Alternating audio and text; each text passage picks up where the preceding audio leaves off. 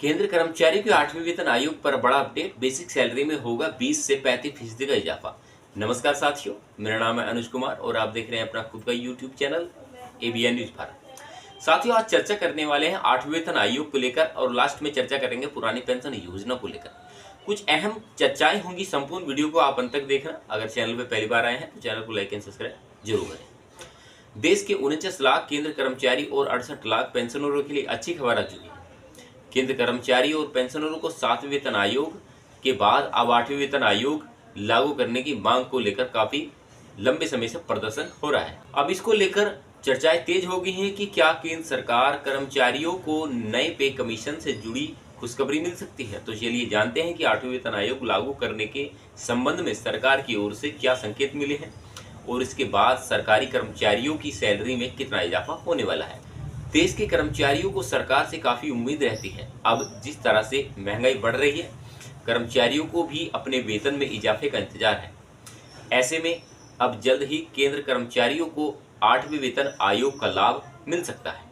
कर्मचारियों की अक्सर ये शिकायत रहती है कि महंगाई तेजी से बढ़ रही है, उनकी जरूरतें ही पूरी नहीं हो रही। अब सरकार और केंद्रीय वेतन आयोग ने इन शिकायतों को ध्यान में रखकर नई सिफारिशों के साथ केंद्र सरकार कर्मचारियों के वेतन में संशोधन करने का फैसला किया है।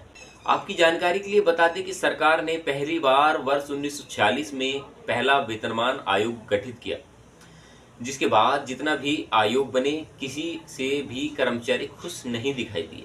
सबकी आलोचनाएं हुई, जिनको ध्यान में रखते हुए इस बार केंद्र सरकार ने महत्वपूर्ण बदलाव 8वें वेतन आयोग में किए हैं। हालांकि सरकार ने मुद्रास्फीति में बढ़ोतरी और आर्थिक संरचना में बदलाव की झलक से इसे पहले आए तो 2 वेतन आयोग में दिखाई थी। वेतन आयोग में केंद्र कर्मचारियों के वेतन ढांचे में कई तरह के सुधार किए गए थे, जिससे लाखों कर्मचारियों के वित्तीय पारदर्शिता को नई दिशा मिली। लेकिन अब 8वें वेतन आयोग को लेकर नई तरह की चर्चाएं चल रही हैं।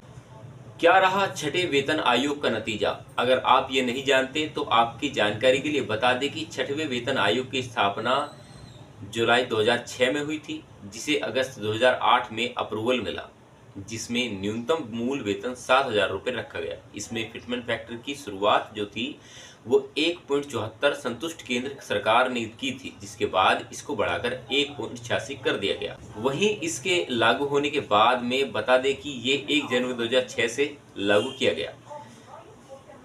हालांकि कर्मचारियों को भत्ते का लाभ 1 सितंबर 2008 से मिला। वहीं जीवन निहित भत्ते में 16 से 22% की बढ़ोतरी देखी गई। 7वें वेतन आयोग की खास बातों के बारे में बात करते हैं। इसकी स्थापना के बारे में बात आ दें कि 7वें वेतन आयोग का गठन 28 फरवरी वर्ष 2014 को किया गया, जिसे 1 जनवरी 2016 से लागू माना गया। इसमें न्यूनतम मूल वेतन 18,000 रुपये तय किया गया। वहीं फिटमेंट फैक्टर की बात करें तो 2.57 गुना रखा गया। इस वेतन आयोग में मूल वेतन में 11,000 की बढ़ोतरी देखने को मिली। वहीं अगर हम 8वें वेतन आयोग की बात करें तो कर्मचारियों को इससे क्या क्या उम्मीदें हो सकती हैं। फिलहाल 8वें वेतन आयोग ही चर्चा में है या उसका विषय बना हुआ है। जहां तक जानकारी सामने आ रही है, उस हिसाब से 8वें वेतन आयोग 2026 से लागू हो जाएगा। लेकिन अभी केंद्र सरकार ने उनके लिए कोई भी आधिकारिक घोषणा नहीं की है। ये भी माना जा रहा है कि इसके बाद मूल वेतन में 20 से 35% की बढ़ोतरी होनी संभव है। यानी लेवल 1 का वेतनमान 34,560 रुपये हो सकता है। वहीं लेवल 18 से 4.8 लाख रुपए तक की बढ़ोतरी की जा सकती है। कर्मचारियों और पेंशन भोगियों को आकर्षक बना सकती है। 8वें वेतन आयोग में कई भत्तों का विस्तार किया जा सकता है। बताया जा रहा है कि वेतन मैट्रिक्स को तैयार करने में सरकार ने 1.92% का यूज किया है, जिसे काफी लाभ कर्मचारियों को मिल सकता है। साथियों, अगर 7वें वेतन आयोग की बात करें तो समय पर पेंशन नहीं मिलने से पेंशन भोगियों को काफ़ी परेशानियों का सामना करना पड़ता है। लेकिन अब उनकी टेंशन जल्द ही दूर होने वाली है। उन्हें पेंशन में कोई विलंब नहीं होगा। इसे लेकर वित्त मंत्री ने आदेश जारी किया है, जिसमें सभी अधिकारियों को सीसीएस पेंशन नियम वर्ष 2021 के अनुसार समय सीमा का सख्ती से पालन करने का निर्देश दिया गया है। अगर किसी कर्मचारी को रिटायरमेंट के बाद पेंशन ही उसका सहारा होती है, जिसमें मदद में वे अपने वृद्ध अवस्था का जीवन को बिना किसी परेशानी के जी सके, लेकिन कई बार पेंशन टाइम पर नहीं मिलने से पेंशन भोगियों को काफ़ी परेशानियां उठानी पड़ती हैं। लेकिन अब केंद्र सरकार ने कर्मचारियों की पेंशन में देरी की समस्या को गंभीरता से लिया है। सरकार ने के इस कदम से पेंशनरों को बिना देरी के समय पर पेंशन मिल पाएगी। वित्त मंत्रालय ने एक आदेश जारी किया है जिसमें सभी अधिकारियों को सीसीएस पेंशन नियम वर्ष 2021 के अनुसार समय सीमा पर पेंशन देने के सख्त आदेश दिए गए हैं। टाइमलाइन का हो सख्ती से पालन। सीसीएस पेंशन नियम वर्ष 2021 के अनुसार पेंशन मामलों को समय पर पूरा करना अनिवार्य है ताकि रिटायरमेंट होने वाले कर्मचारी को समय पर पेंशन मिल सके। इसके लिए कर्मचारी को अपने रिटायरमेंट के 1 साल पहले से ही अपने सर्विस रिकॉर्ड की जांच और अन्य तैयारियां शुरू करनी होंगी। निपटान की प्रक्रिया क्या होगी? केंद्र कर्मचारी अपने रिटायरमेंट की तारीख से 1 साल पहले अभिलेख का सत्यापन तथा अन्य प्रारंभिक कार्य शुरू कर सकते हैं। वहीं रिटायरमेंट से 6 माह पहले कार्यालय प्रमुख को जरूरी दस्तावेज भेजना अनिवार्य होगा, जबकि 4 महीने पहले पेंशन मामलों को पेंशन लेखा कार्यालय को भेजना अनिवार्य होगा। इसको लेकर सरकार ने एक नया फॉर्म भी जारी किया है, उसका नाम है 6A। सरकार ने लॉन्च किया 6A फॉर्म। बता दें कि पेंशन भोगियों के लिए प्रक्रिया को आसान बनाने के लिए केंद्रीय मंत्री डॉक्टर जितेंद्र सिंह ने 9 अलग अलग फॉर्म की जगह एक फॉर्म लॉन्च किया है जिसका नाम है 6A। इसके अलावा उन्होंने भविष्य के साथ EHRMS के एकीकरण का भी ऐलान किया है, जो पेंशन संबंधी प्रक्रियाओं को सरल बनाने की दिशा में एक महत्वपूर्ण कदम हो सकता है।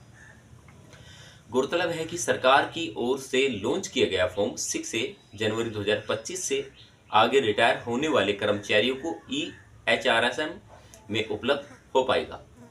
ये जानकारियां कुछ महत्वपूर्ण हो सकती हैं। एक तो पहला है पेंशनर का नाम, रिटायरमेंट की तारीख, पेंशन के दस्तावेज जमा करने की तारीख, रिटायरमेंट से 6 माह पहले जमा करना होगा। देश के सबसे बड़े मुद्दे का समाधान, एनपीएस ओपीएस से हटकर अब यूपीएस पर बात, कर्मचारी संगठनों ने भी सराहा। न्यूज 18 के चौपाल में आई वित्त मंत्री निर्मला सीतारमण ने एक बार फिर पुरानी पेंशन के मुद्दे पर अपनी चर्चा रखी। जैसे कि देश का माहौल के बारे में बात करें तो अब इस समय पर कर्मचारियों ने एक अपना मेन पॉइंट रखा है कि हमें यूपीएस स्कीम नहीं चाहिए, हमें केवल पुरानी पेंशन योजना ही चाहिए। जरूर करें। वित्त मंत्री निर्मला सीतारमण ने एक बार फिर पुरानी पेंशन योजना के मुद्दे पर अहम चर्चा की, कर्मचारियों के पेंशन मुद्दे पर अपनी बात रखी। उन्होंने न्यूज 18 के चौपाल कार्यक्रम के मंच पर एक सवाल के जवाब में कहा कि हमें देश के सबसे बड़े मुद्दे का हल निकाल लिया है और अब एनपीएस व ओपीएस से हटकर यूपीएस पर बात हो रही है। कर्मचारी संगठनों ने भी इस विकल्प को सराहा है और मुझे लगता है कि यह सभी वर्गों के लिए बहुत उपयोगी साबित होगा। साथियों, जो भी मैं चर्चाएं आपके साथ करता हूं वो कहीं ना कहीं एक विषय को आधार मानकर करता हूं। पहली बात की मैंने 8वें वेतन आयोग को लेकर, दूसरे नंबर पर बात की कुछ अहम जानकारियों को लेकर, क्योंकि जैसे मेरे पास कमेंट्स आते हैं मैं उसी के अकॉर्डिंग वीडियो बनाने का प्रयास करता हूं ताकि वो छोटी छोटी जानकारियां जो कि हर किसी के लिए नॉलेज का एक जरिया बन सके, मैं हर वो एक कोशिश करता हूं जो कहीं न कहीं कर्मचारी को बेनिफिट दे सके। साथियों, मुझे विश्वास है कि आप चैनल सब्सक्राइब जरूर करेंगे और हमेशा ऐसे ही अपडेट के लिए बने रहें मेरे साथ। तब तक के लिए नमस्कार, जय हिंद, वंदे मातरम।